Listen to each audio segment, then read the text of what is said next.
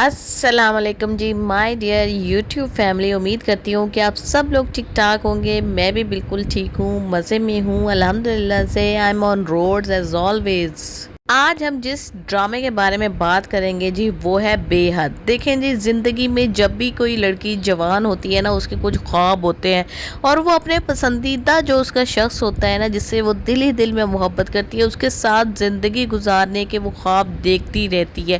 اگر اس کی شادی کسی اور کے ساتھ بھی ہو جائے تو پھر بھی اس کے دل میں سم ٹائمز وہی انسان بستا رہتا ہے جو شادی سے پہلے بستا تھا۔ لیکن اس کا مطلب یہ نہیں ہے کہ وہ لڑکی آگے کی زندگی کو شروع کرنے کے بجائے، آگے کی زندگی کو، اس کی ریکوائرمنٹس کو پورا کرنے کے بجائے اپنے خوابوں میں ہی کھوئی رہے اور پیچھے کی دنیا میں ہی، ماضی کی دنیا میں چلتی رہے۔ کیونکہ اگر کوئی انسان ایسا کرتا ہے تو اس کو زندگی میں سوائے مایوسی، شرمندگی اور بدنامی کے سوائے کچھ بھی نہیں ملتا۔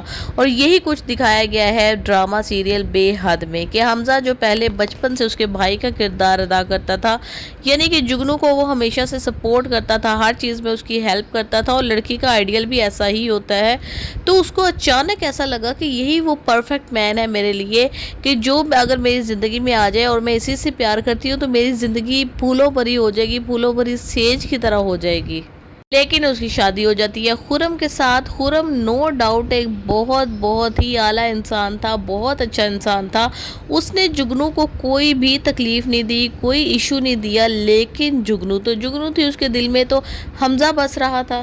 حالانکہ اگر وہ ریشنلی سوچتی، ذرا سا بھی اپنی عقل سے کام لیتی، تو اس کو پتہ چل چکا تھا کہ سونیا جو ہے وہ حمزہ سے پیار کرتی ہے، اور حمزہ سونیا سے اب ان کی شادی ہو چکی ہے، تو میرا تو کہیں اگر میں واپس بھی چلی جاتی ہوں خرم سے طلاق لے کر تو میرا چانس ہی نہیں بنتا۔ لیکن پھر بھی اس بیوقوف نے ذرا سی بیماری کو خرم کی اتنا بڑھاوا دیا، اس قدر بڑھاوا دیا، غلط قسم کی میڈیسن، زہریلی میڈیسن اس بیچارے کو کھلا کھلا کر اس کو موت کی وادیوں میں اتار دیا۔ اور تب اس کو پتہ چلا اس لڑکی کی گھناؤنی سازش کا، کہ جب وہ بالکل مر چکا تھا، اس کی سانسیں اکھڑ رہی تھی، تب اس کو اس کی بے وفائی کا احساس ہوتا ہے۔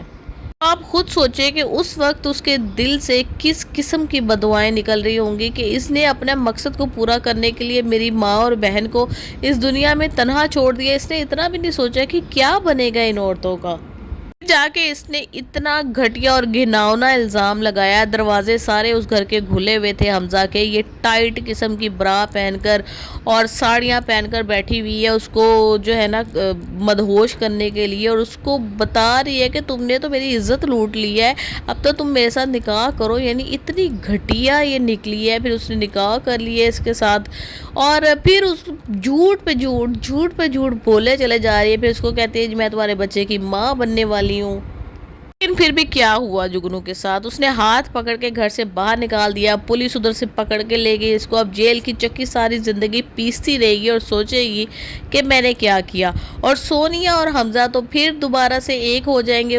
حمزہ نے سونیا کو دیکھ لیا ہاسپٹل میں، اب وہ اس کی اس ساری سٹوری کا پتہ چل جائے گا، اور اس کو بھی ظاہر اس کا ہسبینڈ کی ڈیتھ ہو گئی ہے سونیا کے، اور حمزہ نے بھی اس کو طلاق دے لیا ہے، تو دونوں دوبارہ سے ایک کپل بن جائیں گے، ان کو اپنی غلطیوں کا بھی احساس ہو جائے گا، اور بڑی ہی ہنسی خوشی زندگی گزاریں گے۔ اور سونیا کی ماں جو کہ چاہتی تھی کہ ہمیشہ سے اس کی ایک امیر آدمی سے شادی ہو، تو امیر آدمی کی درندگی بھی اس نے بہت اچھے طریقے سے دیکھ لی، کہ اوپر سے لوگ کچھ کیسے ہوتے ہیں، بڑے ہی محبت کا اظہار کرتے ہیں، اور اندر سے ان کے دل میں کیا کمینگی پل رہی ہوتی ہے یہ کسی کو نہیں پتا۔